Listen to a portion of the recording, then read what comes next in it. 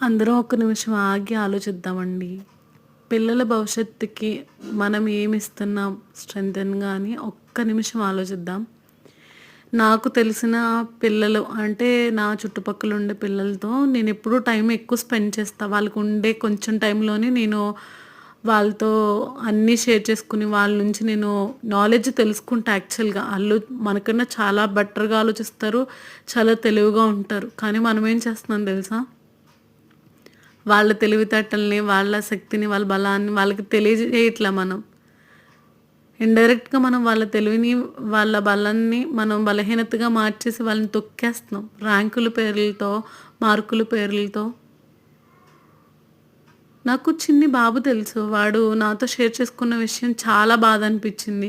"ఎందుకక్క అస్తమాను మా మమ్మీ, మా డ్యాడీ నీకు మార్క్స్ రావట్లా, పలానా మీ స్కూల్‌లో అబ్బాయి ఉన్నాడు గదా! నీ క్లాస్‌మేటు.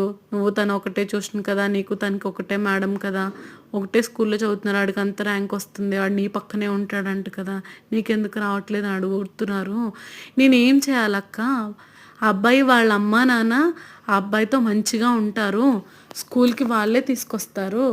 వా వాళ్ళ మమ్మీ వచ్చి బాక్స్ తినిపిస్తది. వాళ్ళ మమ్మీ ట్యూషన్ దగ్గర దింపుతది.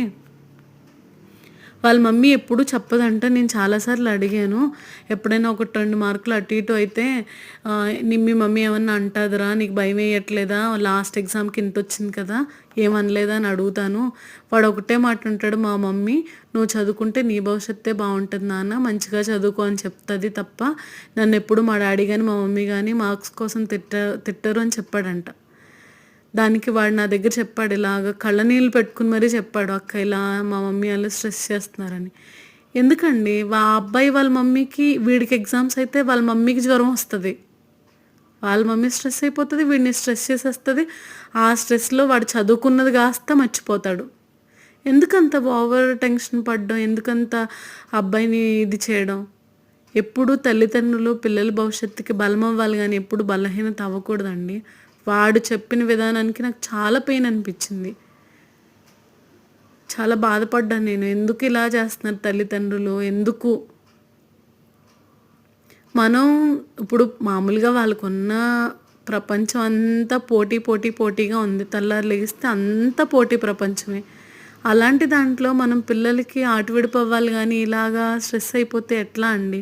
ఇంకా వాళ్ళు ఎవరితో షేర్ చేసుకుంటారు? అందుకే ఆ పిల్లలందరూ ఫోన్‌లకి బానిసలయిపోతున్నారు.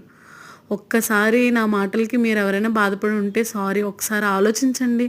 ర్యాంకులేమన్నా లైఫ్‌లో యూజ్ అవుతాయా? మనమిచ్చే బలం కదా బతకడానికి బలమవుతది.